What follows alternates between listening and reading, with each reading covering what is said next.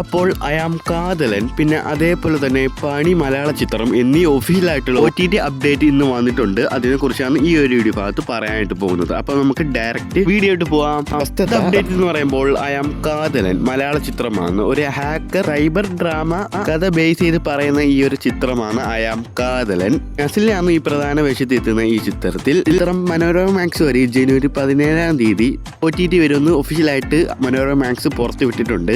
ചിത്രം Amazon prime video വഴി ജനുവരി 17-ാം തീയതി OTT വരാൻ സാധ്യതയുണ്ട്. മനോരമ മാക്സ് വഴിയാണ് ഫസ്റ്റ് OTT വരാൻ പോകുന്നത്. 2 ആഴ്ച കഴിഞ്ഞ് ചിത്രം OTT വരുന്നതായിരിക്കും കൺഫേം ചെയ്തിട്ടുണ്ട്. പിന്നെ അടുത്ത അപ്ഡേറ്റ് എന്ന് പറയുമ്പോൾ എല്ലാ മലയാള പ്രേക്ഷകരും കാത്തിരിക്കുന്ന ഈ ഒരു മലയാള ചിത്രമാണ് പണി. സോണി ലിവാണ് ചിത്രത്തിന്റെ OTT റൈറ്റ്സ് വാങ്ങിയിരിക്കുന്നത്.